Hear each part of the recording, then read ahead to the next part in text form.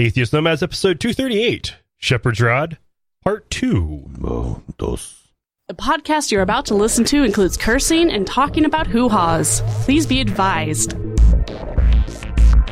Welcome to another episode of Atheist Nomads. I am Dustin. Lauren is also sick, and the baby is fussy, so she's not with us. But we have Mikey. Hi, guys. How's it going? As I'm sure you can all tell from my voice, yes, I am sick as well.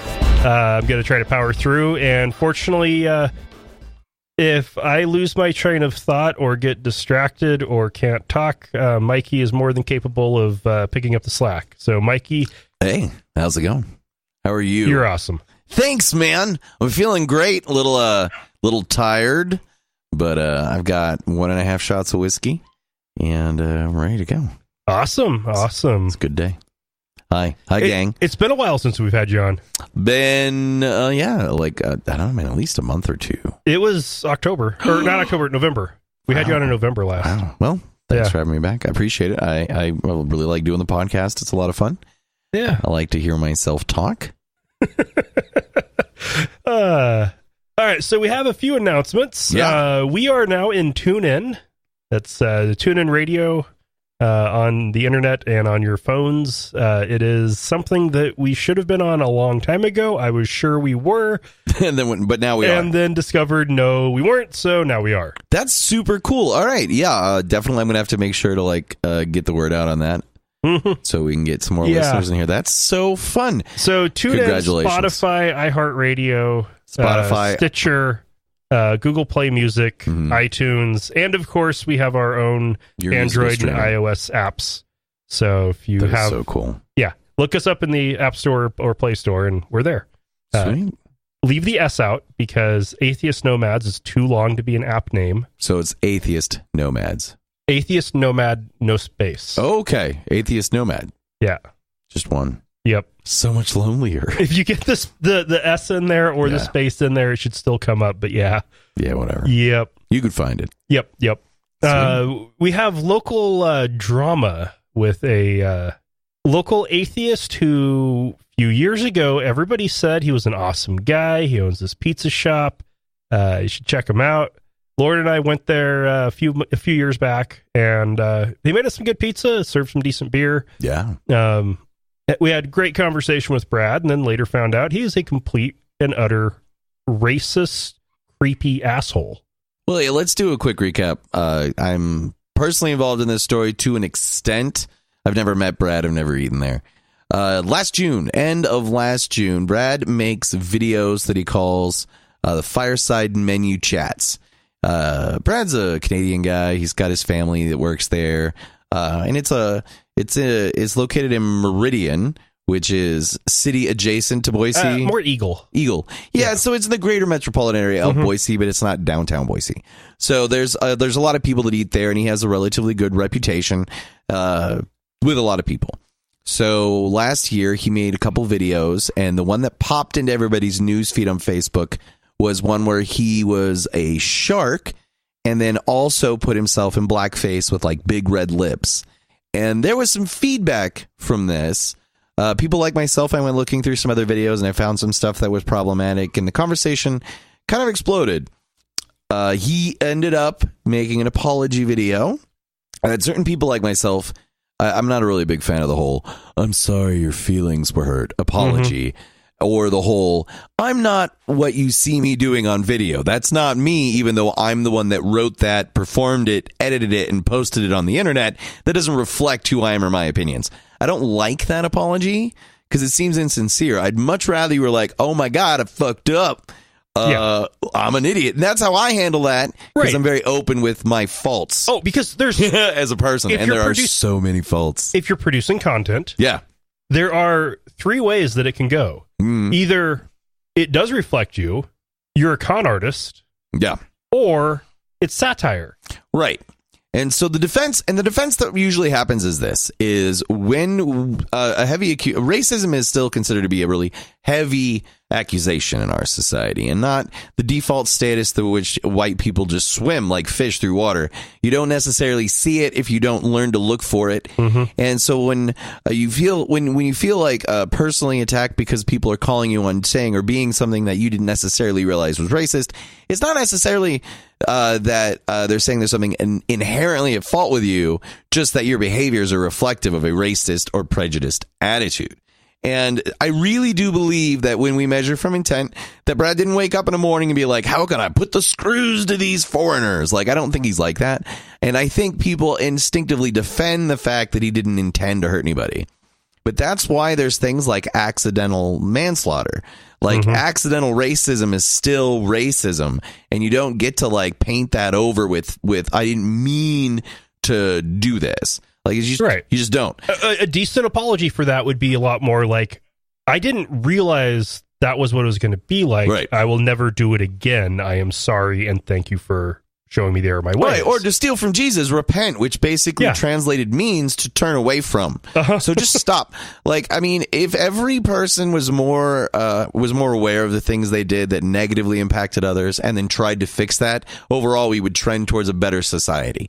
I really feel it's like a key thing for most concept. Like, the spirit behind laws is basically don't be too big of a dick to each other, like with loopholes. Like, that's basically it. And no matter where you come down in the conversation, it ended up getting pretty aggressive. So Brad made some questionable decisions at the end, and I'm surprised didn't get a lot more play because people got so fixated on, well, is the one video racist or not? And by and large, the people in his neighborhood said no. The blackface was accidental. The shark thing is clearly a shark's mouth. Whatever, right? So, and he made the apology. And if you apologize, people are like, all right, cool. And then of course, me and a few other people are like, all right, fine, whatever, man. Just stop, drop out. As always, I publicly announce that I will offer my services as a social justice warrior to tell you if your advertisements are going to be racist. I have very competitive rates.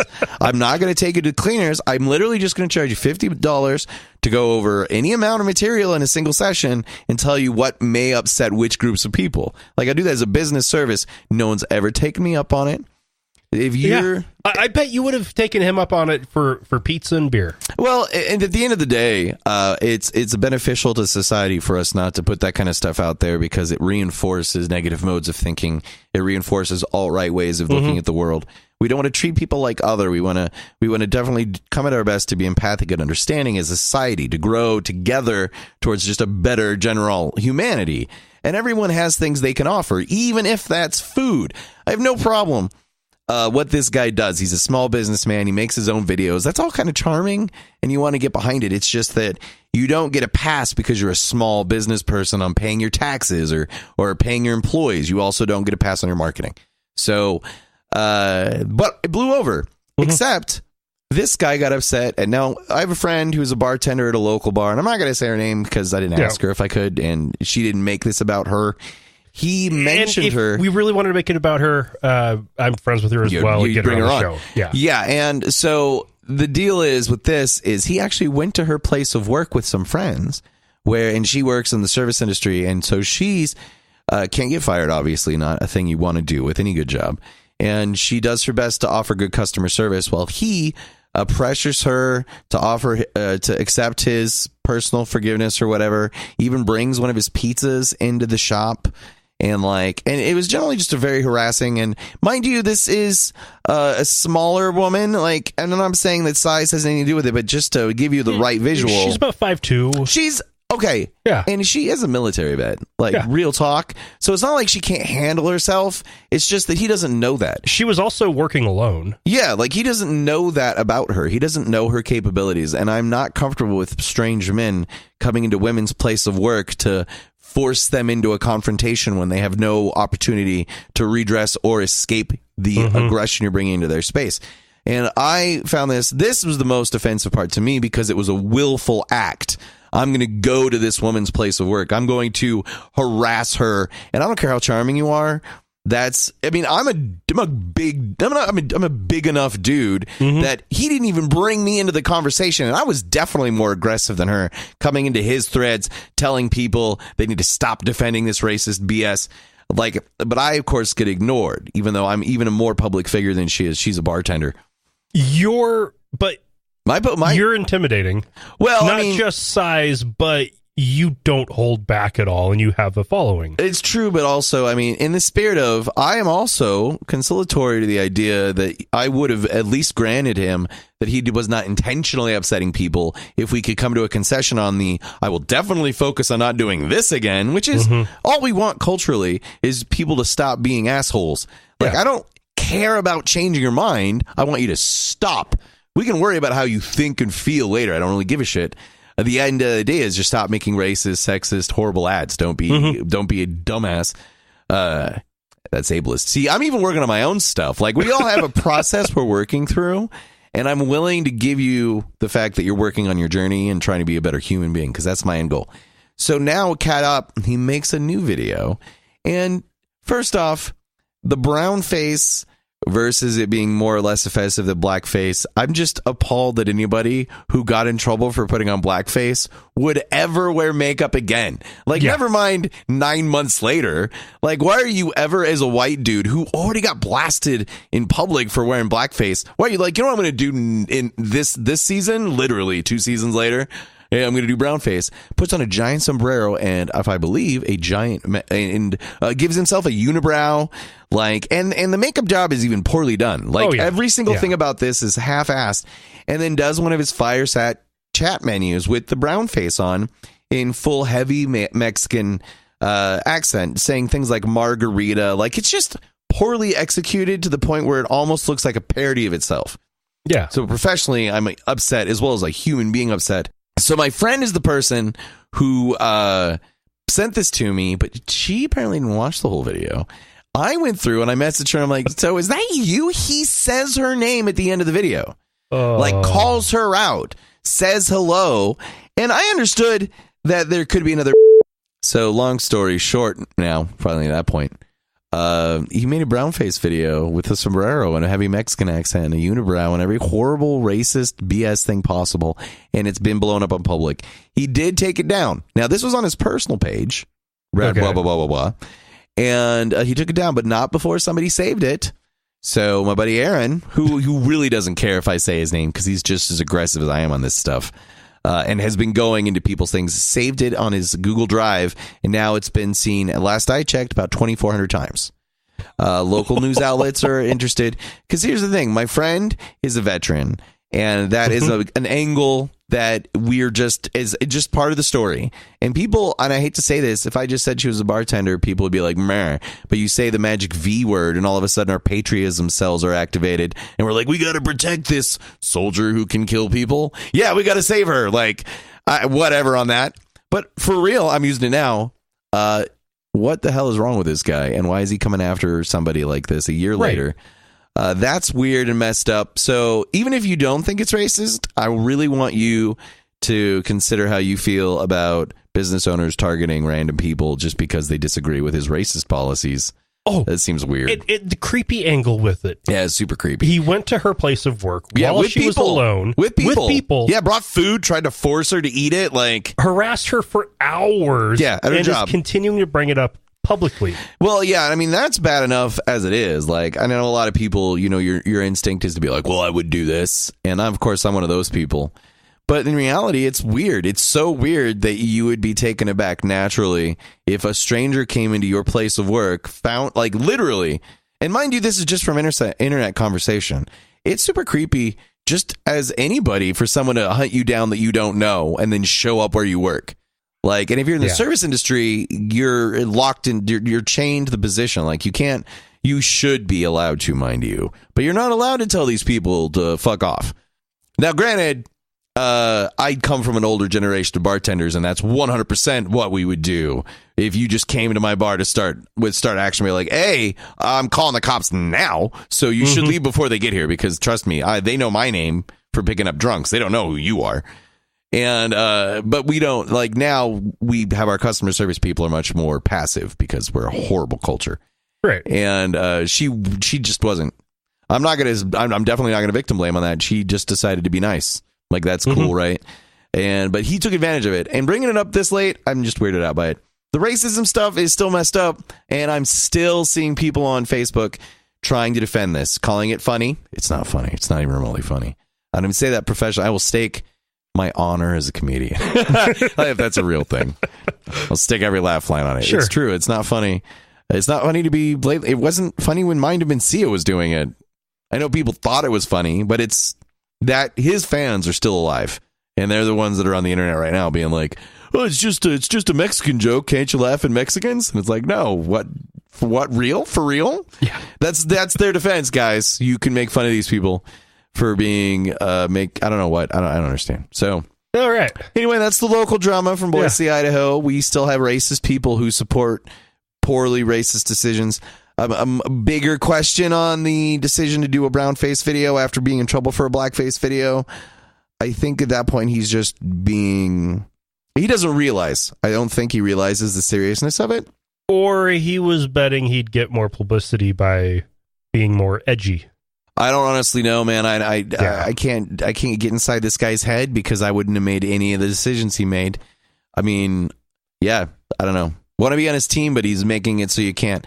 And it's also, just to sidestep a little bit, touch base on the front of it, also shows the schism within the atheist community on how we should behave is mirrored regular culture, if that makes sense. And that there's just people that aren't, even within our community, they're just never going to be able to agree. I'm too far left for a lot of people, and I get that.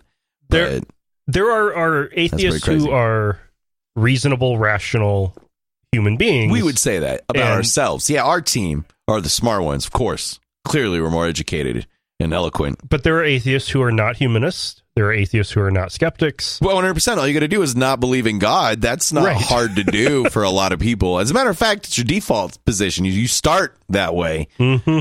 And some people just never...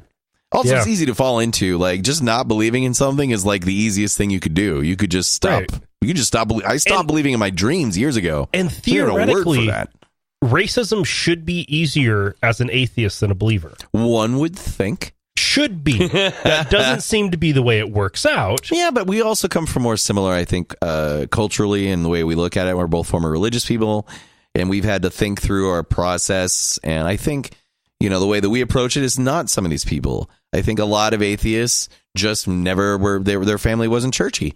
Mm-hmm. Or they did the whole, we only go on Easter and Christmas. Then when they become an adult, they just stopped doing that. They moved out of their hometown, or they started driving a truck or whatever. And then when they run into our atheist community, where we have this, this, if anything, overtly erudite way of doing things. Like, they say words like erudite in conversation. Like, who talks like that? Jackasses. Like me. Like, regular people don't use those words in conversation. You don't just be like, the economy. And we're just, I think, accessibility to norms, the non-nerdy atheists, like the regular Joes, is the future of atheism. Yeah, definitely. And like, I write a monthly article in Bump Magazine, Boise Underground Music. Okay. P magazine about atheism. The first issue just came out with my article in it, which is like, hey, I'm an atheist, you guys. And then if you actually write email to atheist@bumpmag.org.com, I don't know, I have to look that up actually. We'll put it in the episode comments. I'll put it in the show notes. You can put it in the show notes. You can email me questions, and that'll show up in Bump Mag. Oh, nice. And what we're doing is we're having a nice casual conversation about atheism with casual non-believers and casual believers. No arguments. I'm not going to be a condescending prick. I mean, this really is just about talking to people about atheism and on the street. Cool. And since a lot of young people, underground music stuff, they're very open. A lot of young Generation Z, I think, is their technical name. Yep. Very open-minded about discussing not believing, because a lot of them don't. They're just casually, they live in the information age. They came of age in the information age, and they're like, not impressed with mythos. So I'm trying to talk to these guys. So if you have any questions, send me an email. Awesome. All right, let's go ahead and move on to Dustin Off the Degree. And I am to be honest, I'm being a little bit lazy with this one. Rather than doing any research on something new, I'm sick. I don't feel well. We're going to be going with some feedback I got off of Shepherd's Rod that we did 2 weeks ago. This is from Rob P123451 on YouTube. I suspect he is part of the Shepherd's Rod movement, one of the organizations that succeeded it. So I'm going to go point by point. So he wrote, it is pronounced Victor Hotef, not Hutef, error number 1. Okay, sorry, I mispronounced it. Not Tutankhaten. At 6-minute, 10-second mark, you say, this obviously didn't go over well, speaking of his teaching in the Sabbath School class in 1929. False. Error 2. Victor's class was packed with SDA members. In fact, they requested members that he do a second class later after church services. The leaders, a select few, were the ones who did not accept the teachings put forth, not the laity. Later, Hutef was asked by the leaders to stop this class, but due to the popularity of the class, the church members asked him to come to her house across the street from the church to have the class after services. It too became jam-packed at that home. So this guy's nitpicking your description of something that happened in a church? What I meant when I said it didn't go over well is it didn't go over well with the leadership. Okay. It pissed off the leadership is what I meant with that. Well, that's fair. So that's what I said wasn't false. He misunderstood what I said. Okay. Also, I would go further as to say, while some members did buy into it, a substantial number, it was still a small minority, and it never became a major movement, and it didn't supplant the major church. It became an offshoot, not a reform movement within the Adventist church. Mm-hmm. If it had gone over well with the membership, it would have been a reform movement within the Adventist church, not an offshoot. So I am going to go further and say, not only did it not go over well with leadership, it didn't go over well, period, as it panned out in the end. Right. Continuing on with what he wrote, you say in 1913 he was disfellowshipped, error number 3. Are you even listening to what you say? First, you say he taught Sabbath school lesson in 1929. Then prior to that, 1913, he was disfellowshipped. Sorry, I misspoke. I meant 1931. Had a dyslexic moment. My bad. Yeah. Do you even listen to what you say? Do you? I actually do. I edit it. I just love that. Yeah. I just love that as a thing you can say to somebody. Do you even listen to yourself? No, dude. I say a lot of things. Words just escape. Also, when I'm editing, you have to listen to yourself. I have to listen to myself. Editing is so hard. And it never sounds right to re-record something and put it back in. 100% no. So when it comes to errors, you're just like, I will occasionally put in a correction. If it's not obvious, if I can't edit it out, or if it's not obvious from the context that it was a mistake. Right. The context makes it very clear. 1913 wasn't what I meant. 1931 is what I meant. Right. Misspeaking happens to everybody. Okay, so I screw up all the time. He continued on. You go into the point that VTH was disfellowshipped because the local church members voted for it. You then say it was not the leaders who did it. False. Error number 4. You obviously don't know what transpired. The casting out came from the leaders, warning their members to not be associated with Hutef. So under pressure, i.e. you'll be removed as well, the members were pressured to go along with the leadership and not object to the disfellowship process. He really needed to edit this down. I am getting lost in what he's trying to tell you. Listen, please cut out half your sentences and feedback from now on. Like, just sit on it for a minute, go to bed, get up in the morning, because I know you have a point. I just don't know what it is. Yeah. So basically, he just disagrees with everything that you said for technical reasons. Right. And in this case, no, Rob P., you are wrong here. Okay. Because... No, you're wrong. Never have church leaders had the power to remove members. Ever. It always has required a majority vote in business meetings. Like a flat majority vote? Flat majority vote in a business meeting. Out by one. Now, You're going to hell now. We voted on it. There are ways to get around that, to kind of skirt that a bit. Loopholes. But the business meetings, to be valid, always have to be announced in advance. You know what our church needs? Board meetings. Not just board meetings. A board meeting can't remove members. Of course business not. That would be ridiculous.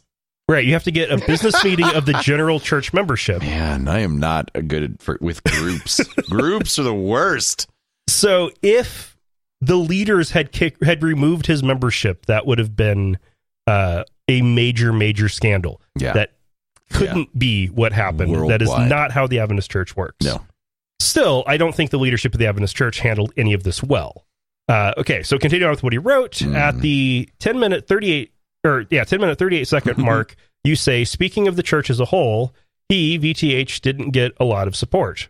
Error number 5. False. You don't know the laity support expressed back then. Victor had literally hundreds of letters written to him after this fellowship supporting him and the teachings. They're all written by one lady named Grace. Okay, a few hundred letters. Thousands. You know what? He got 1 million letters. 1 million. You can't prove he didn't. At that time, there would have been false.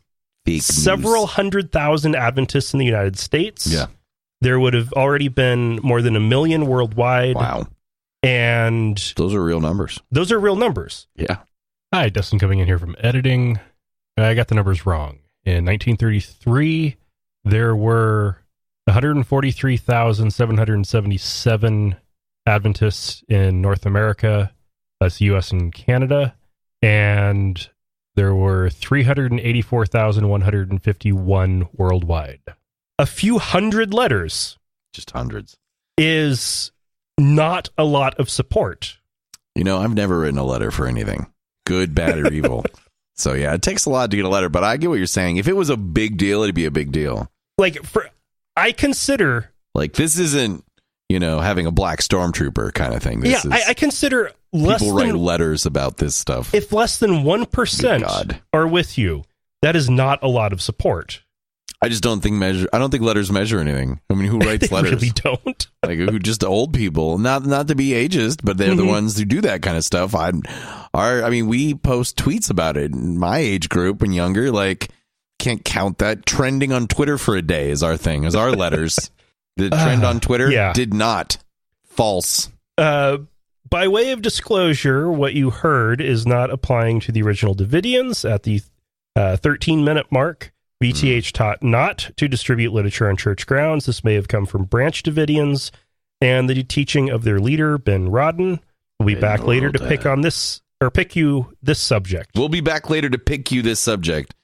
Dude. Oh, I edit. Yeah, I fixed a number of errors already in here. You're editing for him? I have done some. Just keep it real, man. I wanted it to be easy to read. You did a bad job.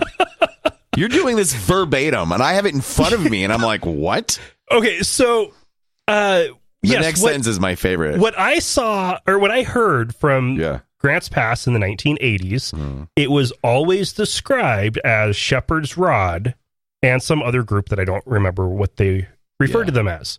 There was no Shepherd's Rod group in the 1980s. I made it clear throughout the whole thing, this was not the Shepherd's Rod group. These were other splinter groups, probably Branch Davidians and one other splinter group. Yeah. Because Shepherd's Rod did not exist. So, not false. This guy knows a lot about wrong. this, because I was everything I've ever heard on the subject. Is this conversation. And finally, he wrote, people, I suggest you learn a subject before speaking about it. So many inaccuracies and false ideas put forth by your presentation. I suggest to get a deeper insight, you visit our 10-part reports, where we go into the teachings of the Lord's Rod, Nobody's going to do it. We respond to the world's foremost anti-Shepherd's Rod / Davidians. 2 guys in a trailer, Rod and Bod. Be aware that the Branch Davidians are not the same as the original Davidians from Victor Houteff, and he provides the link to a search screen for his WordPress.com site, which is Hear Ye the Rod. Yep, gonna nope that one. Spare the rod, free the rod. Lord's Rod. No. Here's the thing. No one's going to do that. No, I don't. Literally millions of people listen to this podcast, and no one is going to do that. We're going to get hundreds of letters on it. False. Fake news. Yeah, we don't have millions of listeners, and we aren't going to get hundreds of letters. We do. You can't prove me wrong. I just make stuff up. I have stats. No. You're false. False. This guy cares a lot about the subject. Basically, we just want you to know that this ancient story, that these people in that story did not belong to this guy's group that was similar, but not the same group. Yeah, it's like a Southern Baptist thing, but on a much smaller scale. Like, they're not us. Like, we're still Baptists. We're just not. Well, an even better example for Please, time better comparison. example me. Do it. This would be like somebody's talking about a Methodist group. Yeah. And then a member of the United Methodist Church saying, no, those aren't Methodists.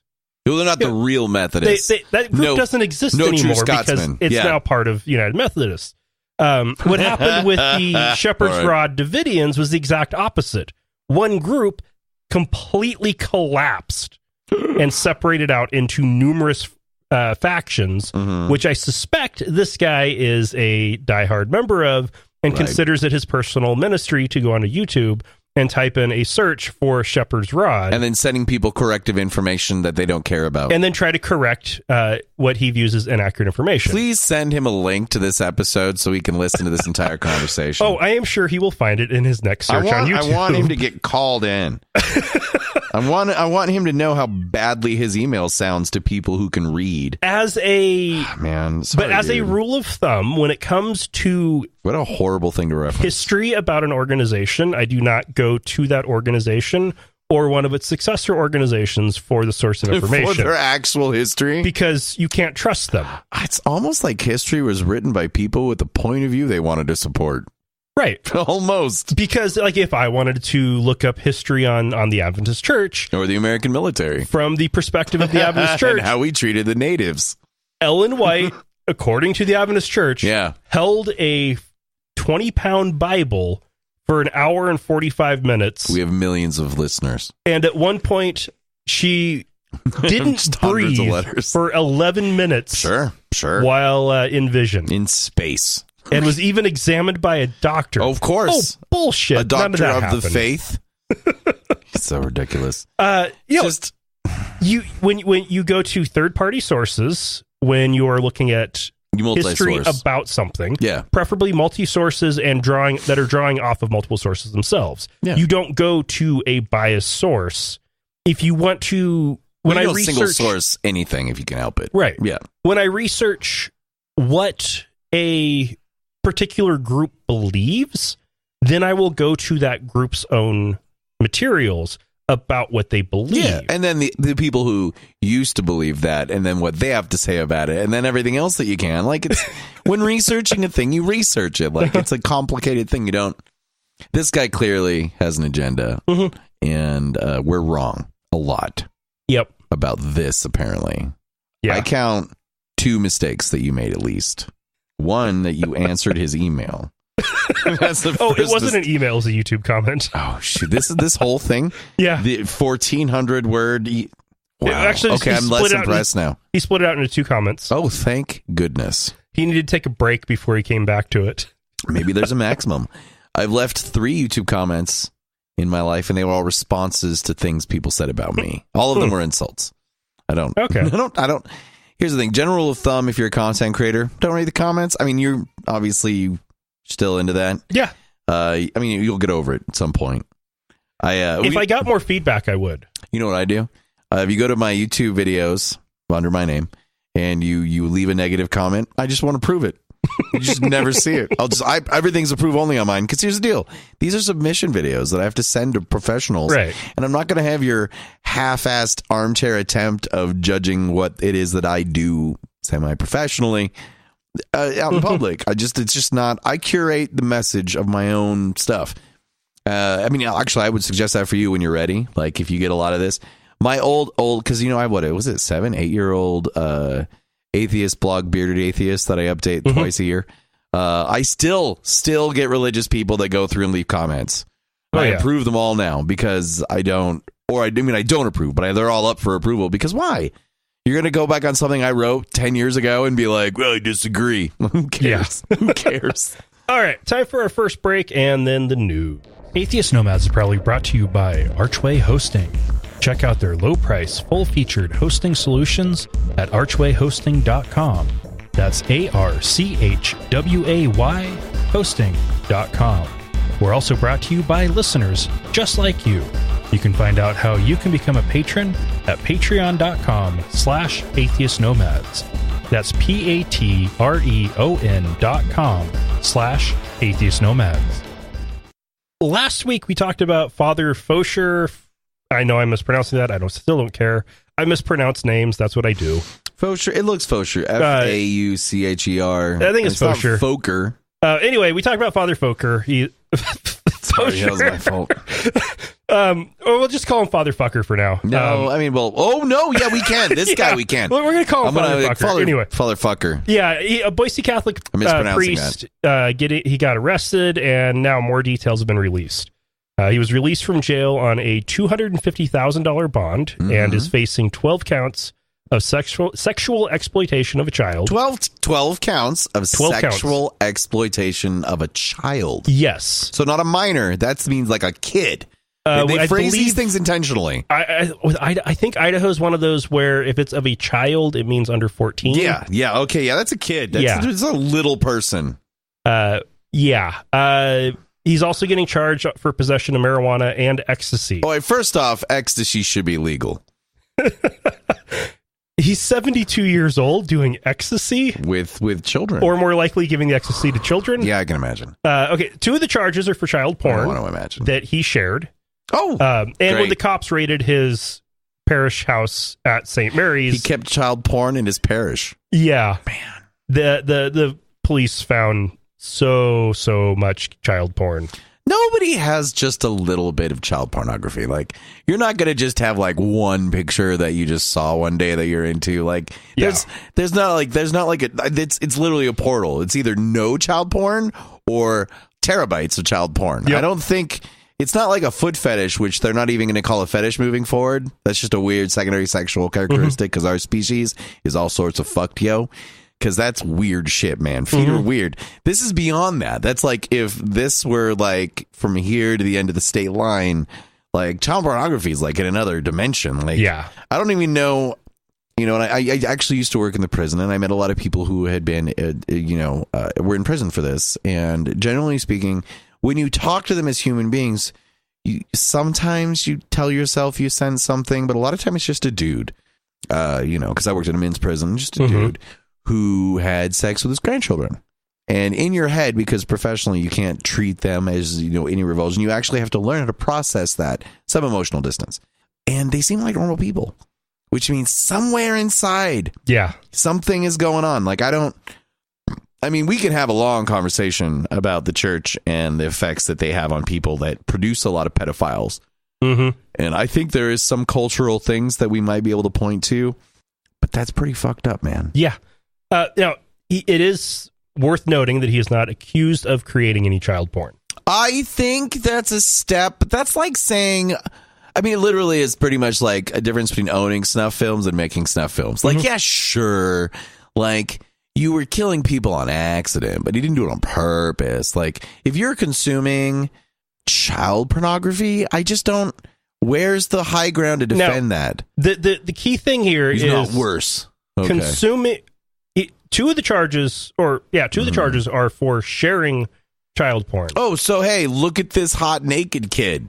That's just, I'm so uncomfortable trying to be like emotionally distant with this. Like, I'm not saying that like beat him up. I'm just saying like it's just so alien, and it's just part of like dealing with this as a society. It's so weird that something would happen that would create or make a person, or that you would be twisted enough to find this acceptable. Now, there is evidence that suggests that access to pre-existing child pornography decreases the chances of pedophiles actually harming children. Yeah, by providing an outlet. That's an interesting conversation. If about, that is like, what the robot happened sex here, toys and stuff. If that's what happened here, then this kind of sucks. I suspect it's not that simple. I also, who isn't skeeved out by somebody owning child porn? Especially like, is there anyone like Superman? Even conceptually, if we knew for a fact that your favorite person in the world owned child pornography for any reason, it's suspect. Like, there's no moral standard that this doesn't compensate for completely. Oh, it really wouldn't surprise me if they charged him with this and are now going to be looking for him actually doing stuff with children like so many Catholic priests have done. I mean, it is a spectrum. Like, I mean, obviously, I think the seeking out and consuming child pornography, maybe not going all the way to the point where you're actually sexually molesting children, but you're very clearly in the foyer of sexual molestation castle. Yeah. Like, you might not be in Disneyland, but you're in line. Like, you're close. It's weird that you're doing it. All right. So the Stop. Roman Catholic Diocese of Boise has said that they've never received any complaints against him. Well, I don't. Can we count this as one? And that he will not be allowed to preach at the church anymore. Well, until they decide if he's guilty or not. Yeah, obviously. They have just decided due to the severity of it, they won't let him preach ever again. They took child porn from his parish residence. Well, I mean, I'm just saying, until there's a conviction on the record, I would understand why any organization would refuse to make the definitive decision, even though we all know as humans, like, well, yeah, I mean, on the off chance you could somehow prove that wasn't your child pornography on your equipment and your... Right, yeah, sure, you're innocent. Obviously, you're not an innocent person. Yeah. And they have also said that they did not pay for his bond, are not paying for his defense, and that they will be cooperating with the Attorney General's investigation and then doing their own investigation after the state is done. Wait, so they didn't pay for anything. Who signs his paychecks? Right now, Social Security. Yeah, but I meant before. 3 years ago, it was the DSC. Right, so they did pay for it. They just gave him the money to pay for it. Like, I'm not saying it's their fault. I'm just saying it's a weird thing to tag on. This employee of ours who has no other source of income, we're not responsible for how he spends the money, but we totally did give him the money for that. Right. He retired. Yeah, he's been retired for 3 years. Okay, yeah. I mean, whatever. I mean, creepy, weird priesto dude. I do find it interesting how clearly the church is trying to distance themselves and seem as cooperative as possible. I mean, we can't really fault them for that. Like, oh no, not at all. How do you, as an organization, to try to get into their heads? How do you? I mean, you're a decision maker, and this happens. That's horrible, and I'm going to assume that the average priest is as disgusted by this as we are. If anything, because it's a representation of who he is or she is as a person. I guess because it's Catholics. I forget how sexist they are. He is that he would be more offended because they are the same in a lot of ways. And I can imagine emotionally you'd be upset. And I would actually assume most people would feel the same way if a member of our organization. Like, for instance, we even led with a story with a guy who we had identified as an atheist behaving in a way that we personally don't find is the standard of what we would like. Right. And I can imagine he would be more upset because it's much more insular, like we're the church and you're a child molester. Thanks. However, the track record of the Catholic Church with priests getting caught either diddling kids it's one of my oldest jokes. And I did every time this is in the news, I tell this joke again with the tag. I've been meaning to retire this joke for 10 years now? Yeah. But priests keep having sex with children. Yep. And it's not my fault. My joke keeps becoming relevant. And then every few years, this happens again. I know because I keep bringing the joke back in that it literally is. And I know a lot's been written and talked about on the subject, but it is suspect something in that community or culture is either fostering or attracting the type of people who manifest this in their lives to some degree. Combination of, if you do that, there's no pressure to get married, because if you don't take a vow of celibacy in the Catholic Church, you are expected to get married. Right. And if you aren't attracted to adult women, then why not take the vow of celibacy and then gain access to altar boys? Right. Or even if it's not as malicious. I mean, I also kind of feel like, having grown up in a super virgin preachy churchy church where things like masturbation or healthy sex outlooks or any of that were never even discussed other than save it for marriage or the devil. It's possible that none of these avenues are explored, and maybe an unhealthy sexual obsession can take fertile root in ground that has not been tilled in any direction. Right. Well, anybody who isn't interested in getting married for life and making babies, but is Catholic and wants to stay Catholic, I think it would be great if being you're a priest if you're would asexual. push that direction. If you're asexual, that's so key. It's like, I already don't want to have sex with people of any type. And that, I think, if you're ace, would be really beneficial because you could then join the priesthood and be like, wow, I wasn't going to fuck anybody anyway. Like, and now I could have a close relationship with God instead of baking. Like a lot of my ace friends are bakers. Maybe that's the thing. Huh. I don't know. It's very anecdotal, small sample size. Not a ton of them. But I don't know. I just think there's something in there, and I don't know. I'm definitely not going to be able from the outside tell the Catholics how to handle that shit. But clearly, they take it seriously, and I'm not going to suggest they don't. But it is disturbing as an observer, and it's salacious, and it's local, so we're talking about it. But it is weird. It's like all the Republicans that end up having sex with gay prostitutes that were also anti-gay.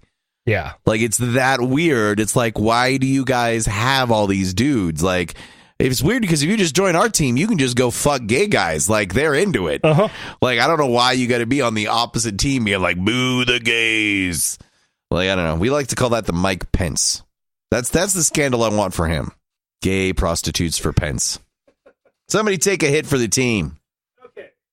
We've been having record warm weather in Boise this month so far. Hell yeah. I mean, it's been crazy warm. 1 million degrees. It feels like it's March, not February, and a warm March at that. So anyway, so it's kind of ironic that with this timing, the Idaho House Education Committee has voted to strip the K-12 science standards of all references to climate change and supporting content again. Yeah. Start homeschooling your children in addition to public schooling. Yeah. What you need to do, guys, gang, is when your kids come home from school, just give them a 45-minute cool-off period. Show them some cool documentaries. Watch Planet Earth and just talk science. Stuff we did, you know? Oh, yeah. Nova, I think it was for us growing up, right? We watched Nova on Channel 4. And then just be like, hey, look, climate change is real. And tiny amount of people who are discussing the exact percentages, they're not disagreeing anymore on the facts of that the planet is super fucked and it's probably our fault. Like, that's most of the conversation. And then people are like, yeah, but is it all our fault? And then some people, which is the growing majority now, yeah, who gives a shit whose fault it is? We're boned. We're so boned. Because the standard answer is it is mostly our fault. And it's most likely our fault. We're making it worse. It's not like you can get a control group on the planet. Right. Like, I mean, I understand why skepticism could take root on this, but it is not general consensus within anyone who studies the hard sciences that reflect this at all. Like, we're talking, species are dying off at a faster rate than in recorded history, and we're talking to all eras. Like, even the big, like, TK line type stuff, like, or the KT line, like, it's literally, like, just dead. We lose species faster than we're finding them. Like, it's crazy. Yeah, I don't know. It's weird. I mean, it's not weird that Idaho wants to go full Kansas on this. Just put their heads in the sand and be like, yeah, well, we'll just not know things. And, I mean, for instance, our governor is still named Otter. Butch Otter. Man, he's the worst. He's a cowboy. Yeah, he'll be done at the end of the year. Pew, pew, cowboy. This is his last year in office. Good. Yeah, after his third term. Man. The town of Hilldale, Utah, mostly made up of members of the Fundamentalist Church of Jesus Christ of Latter-day Saints, has elected non-members to the city council last November. And this is the first time ever that has happened. Now, is it because there's non-members of the church living in town? And that's just the percentages have changed? The percentages have been changing. And now, enough that they've actually been able to... And I think there's also been a bit of members leaving town and members going to prison. Gasp. Warren Jeffs is an example. Yeah. He ran the town for quite a while. And so this includes Mayor Danya Jessup and 3 others. Jessup also holds the distinction of being the town's first mayor who is a woman. Oh, they're electing women now. What's going to happen to the church? And in response to this, 11 city employees have resigned. Not a good look. Not a good look. One even wrote in his resignation that his beliefs prohibit him from, quote, following a woman and serving on a board with apostates. Somebody wrote that and turned it in. Yeah. My church tells me I cannot follow a woman. I've never read the Bible. It's just, I don't Oh my God. Wow. It's just, He might as well have written, I am a chode. I'm a chode. I have a really hard time being like, okay, how do you get to that point in your life? You're like, I'm sorry, my God doesn't allow me to follow a woman. Really? That's real. well, this is Fundamentalist Church of Jesus Christ of Latter-day Saints. They're backwards for even the LDS. And Yeah. I get that. Yeah. But that doesn't mean that they're not above reproach. Like, there's just the problems. The problem in dealing with these culturally, if you don't live close to the church, and I'm assuming some people who listen to this won't live close to the church, they have a tendency of being very self-supportive culturally, promoting people into places and positions of power and leverage, of getting themselves into things and leveraging their point of view. So living with the LDS church on any level means dealing with them in public office while they try to push their own church agenda. Yeah. It's a very aggressive form of Christianity, and they're very nice at the same time, which over time builds a lot of resentment because the average LDS person you meet is actually a really nice, charming, friendly person. The actions of their church, however, are anti-gay, frequently, in these cases, sexist. The rest of the world's electing women. Like, that's totally a thing that we can do now.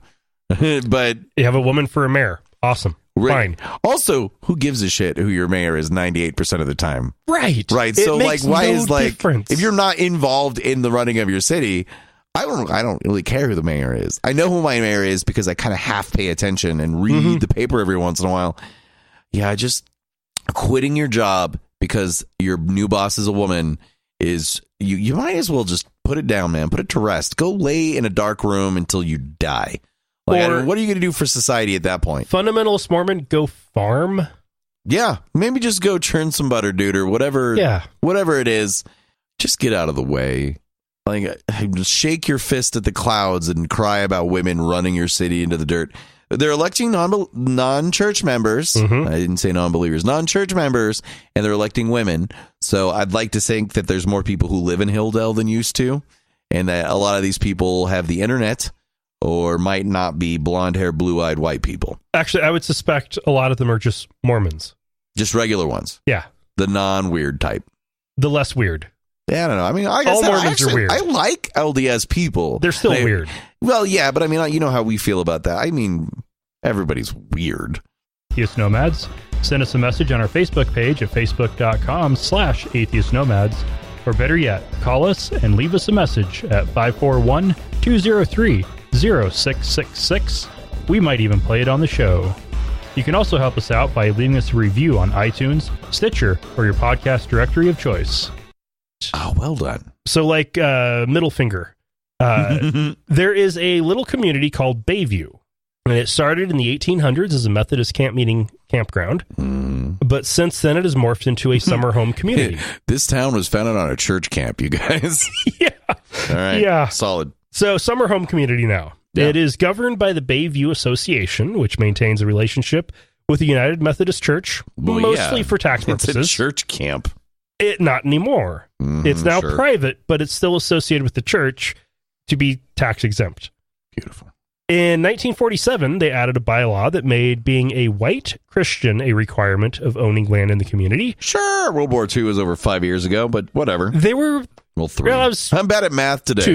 2 years after World War II. right. Man, I really need to sleep more before There were podcasting. still a lot of Jews coming I'm over, not a history major. and they didn't want any Jews moving in. For real? That was the real reason? They didn't want any Jews or blacks moving in. Yeah. Okay, yeah. I mean, okay. All right. Okay. Yeah. In 1947, most of the people who made those decisions are all dead now. Okay.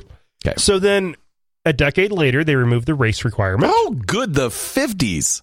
Mostly 60s. because courts were starting to invalidate stuff like I that. mean, paying attention.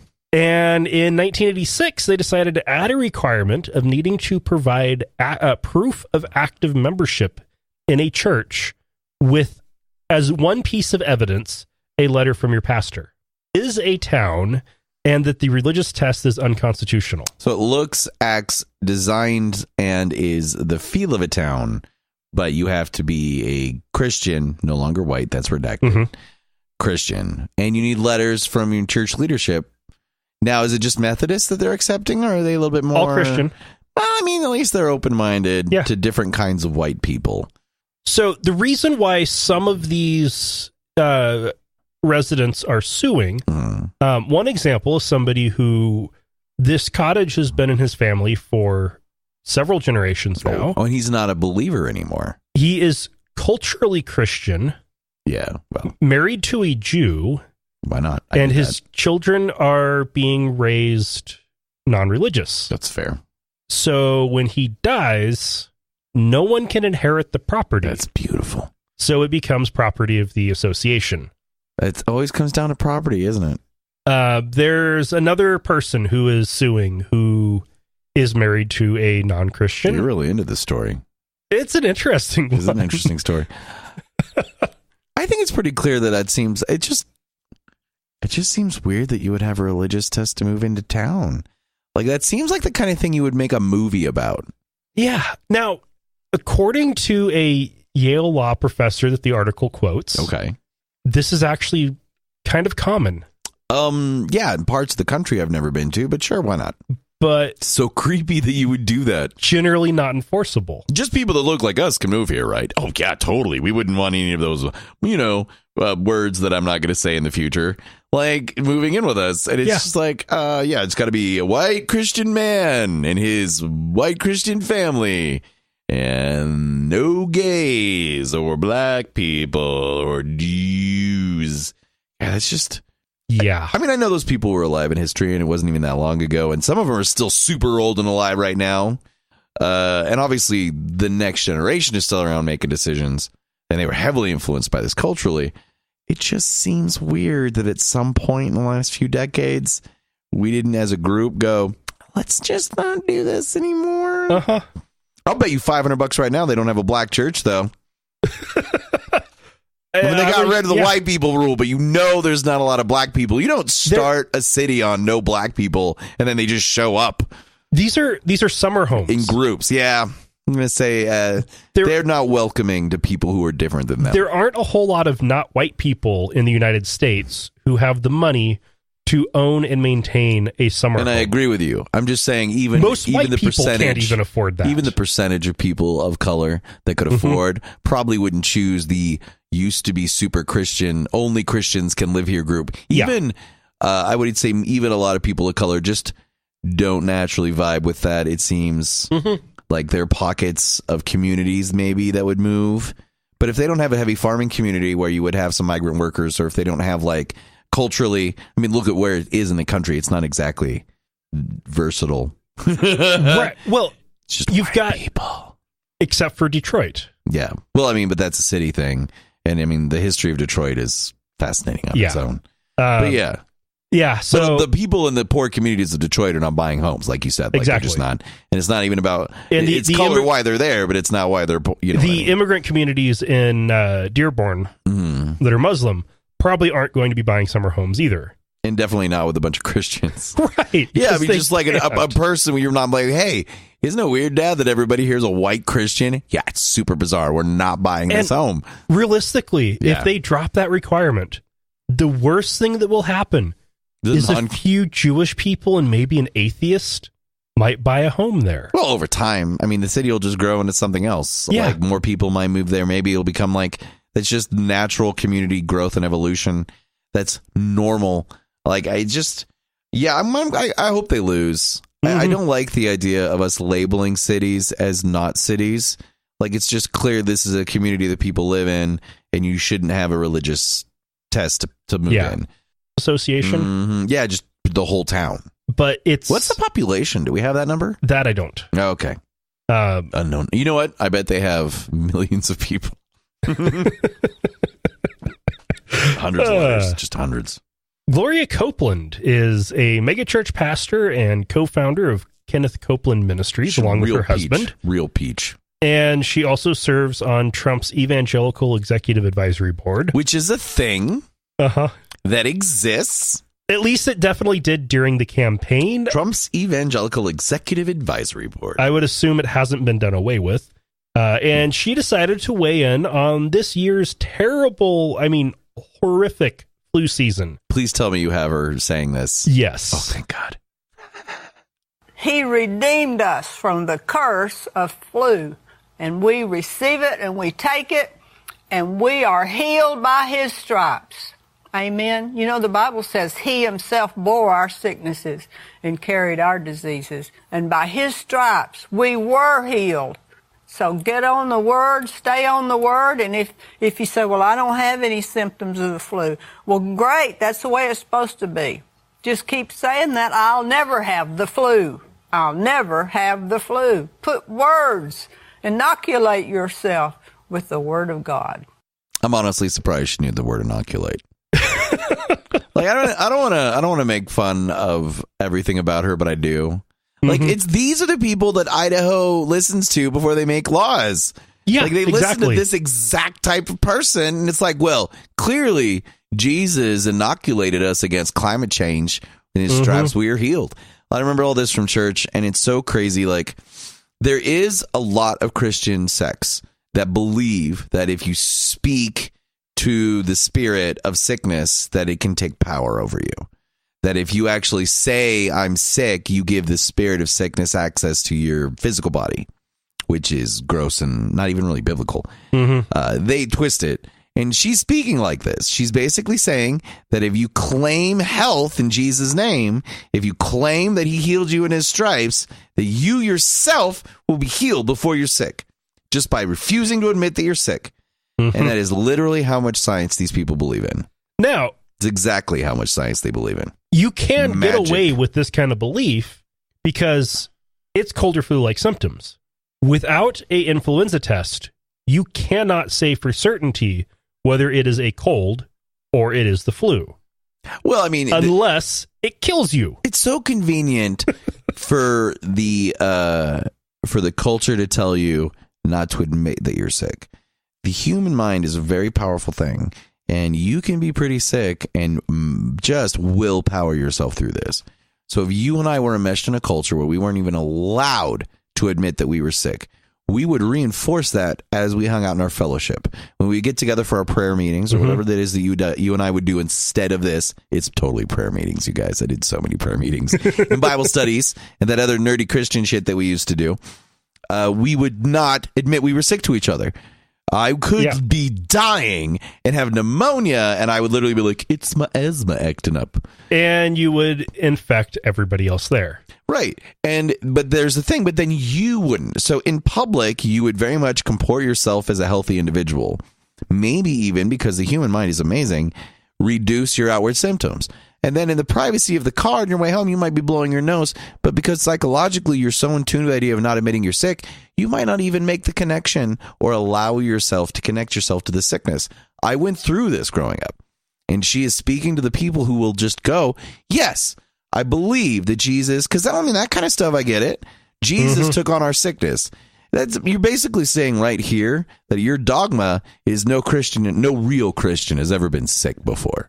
Like, and that is a disgusting line to draw in the sand, because now you're saying every person who's ever been sick, every person who's ever had cancer or has ever had a cold, all of a sudden isn't in the grace of the Lord. That's gross. Christian person this person is. The more dangerous thing she's saying is don't get the flu shot.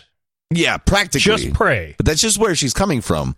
Is she refuses to admit, because they don't look into the science of it. And it's difficult enough to get people who aren't this far into the religious forest to get their flu shots. Herd immunity is important. I'm immunocompromised. I shouldn't even be here right now. I'm immunocompromised, but I get my flu shot fairly early. Thanks to Atheist Nomads, the podcast, which paid for my flu shot. See, I'm officially a paid component now. But that's how much we believe here. The host of this podcast paid for my relatively affordable flu shot at Costco. And because I believe in science. My arm was sore the next day. That's it. That's what happened to me. Yep. I may have felt a little bit meh, but I was also on the keto flu, which is not the real flu. Right. Yeah. And don't call it flu if it's not influenza. Yeah, well, whatever. If it's a stomach bug, don't call it a stomach flu. Right. Call it a stomach bug. Or norovirus, or something just like be like that. My stomach hurts. I think that covers it. Right. Or just say I'm not a doctor. Or somebody asks, how are you doing? Just say, I'm feeling pretty shitty. Just chug cough syrup and sleep through it like a grown-up. Just chug that cough syrup away. Those numbers don't mean anything. Just drink the bottle. All right. It's fine. I'm not a doctor. This next one is going to be patron only. So goodbye, everybody. Heartwarming story that most of you will miss. Good to become a patron. Deal with it. Issar I'm glad I don't have to try that. are an Iranian couple with permanent residency in the U.S. Great. And they work as art dealers in the United States. Oh, fun. Or, excuse me, in New York, which is in the United States, of course. Technically. Yeah. In July 2016, they were on a business trip back to Iran when they were arrested by the Revolutionary Guard. Ugh. And they have now been sentenced to 27 years for the husband and 16 years for the wife for the crime of being Zoroastrians. Well, I mean. What? Also, I'm guessing it's just sexist. Yeah.